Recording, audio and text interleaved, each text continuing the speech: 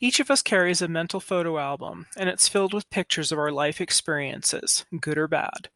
The pictures are how we view not only the world around us, but the people we meet. In this case, I'm talking about our pictures of people with young onset dementia or early onset Alzheimer's. We view a person with dementia as old, maybe in their 70s or 80s, with white hair and completely unaware of their surroundings. Because of my mother's work in geriatrics, this was the impression I carried for many years. This past year, I worked as a caregiver for a short time, and my first assignment was in the memory care unit of a local nursing home. I hadn't been in a nursing home since 2014 when we placed my father into the same nursing home Mom worked for when I was young. When I arrived, it was music time. On the TV was a woman at an electric organ singing songs from the 1940s to the gathered group. I was transported back to my grandparents' living room with Lawrence Welk on the TV. The women here all had white hair, and some of the men wore T-shirts adorned with the American flag, one with a red baseball cap begging me to make America great again. And while I listened to the music, a younger woman wearing an Aerosmith T-shirt stood next to me with a grin on her face. In the midst of all this American imagery, she reminded me of Janis Joplin. Laughing as she whispered loudly, "I hate music time. I pissed them all off last week when I started singing some newer songs. I guess me and Bobby McGee was a bad place to start." I laughed because she looked like another volunteer, or maybe a staff member, but she wasn't. She was a resident of the memory care unit and looked to be my age. Since 2013, there's been a 143% increase in the diagnosis of early onset dementia and Alzheimer's disease. And in 2011, the Department of Health and Human Services determined around 14% of this population of U.S. nursing homes was between the ages of 31 and 64. And not all were diagnosed with dementia. Debilitating strokes from drug and alcohol abuse are responsible for some of the numbers, but no matter how they got there, we have to realize that these are not the World War II generation. They're more likely to have been flower children tripping at Woodstock or drafted into the Vietnam War. Folk or rock would be their music of choice. But with the increase of the diagnosis of young onset dementias, we must ask if this is due to the increased number of baby boomers, are more people being diagnosed overall, or do genetics play a part in all of this? Genetically, the predisposition for young onset dementia or early onset Alzheimer's is only present in 1% of those diagnosed. So researchers have started looking at environmental and lifestyle factors and found two commonalities: head injuries and heart disease.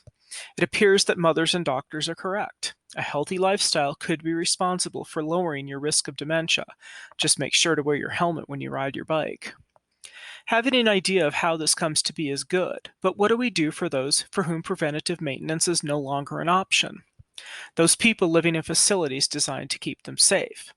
As their memories are slowly stripped away, how can we help them keep a part of themselves? A simple place to start is by varying the music we play for them. To say music affects people is like saying the sky is blue. Stories are found online of times where music reached a person with dementia. Two that come to mind are the ballerina who danced in her wheelchair while listening to Swan Lake, and the man whose memory came alive for a short time while he played the piano. In both instances, familiar music earned a positive reaction for that person. A part of respecting the dignity of identity comes in respecting the wants of a person. In this case, a want of music that speaks to them. It doesn't have the ability to heal a cognitive issue, but it can act as a de-escalation trigger in the facility, and each of us should be asking what we can do to help make this available. Once a person is in residential care, they're no longer a person unto themselves. They're on a schedule not of their own making and must wait for someone to help them. But it's unfair to look to the staff alone to solve this issue. The staff-to-resident ratios are already high, and nursing staff are overworked, and this was before COVID hit. Last year, the American Healthcare Association and the National Center for Assisted Living reported on the financial crisis facing many U.S. nursing homes. At least 55% of the facilities were operating at a loss. 72% faced an uncertain future.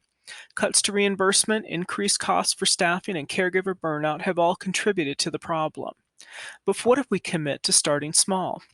Why not try to add some CDs or movies to the collection? Perhaps from those people trying out minimalism during the pandemic. Face it, we've all seen this collection of CDs sitting in a closet gathering dust. Surely some of them will appeal to the generation that celebrated Woodstock and Lollapalooza. Each year, caregivers and staff are presented with courses for continuing education units covering topics like bloodborne pathogens and dealing with dementia. What they aren't presented with are strategies to handle the new diverse faces that they will see. Asking the staff to step up and do more without administrative support is unfair. As a new caregiver, I learned how to assist with ADLs and what to do if a person had an episode, but none of it really covered the age ranges of who I'd be helping. None of them stressed that each person was an individual who had their own personality and wasn't just a disease.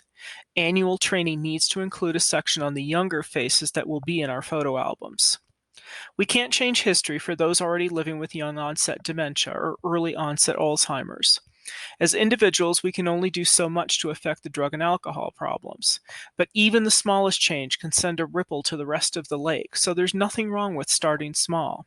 Personally, we can listen to mom and change our habits to reduce our risk, but make the good lifestyle choices, choose to exercise, eat right, and stay healthy. And above all, don't ignore the elephant in the room. Not everyone with cognitive issues has white hair, and not all of them will tell war stories. Well, some will, but they're probably not listening to Benny Goodman. George Bernard Shaw once said, "Progress is impossible without change, and those who cannot change their minds cannot change anything." Change does not come overnight, but we must make a plan to start the change, no matter how small, and update those pictures in our album.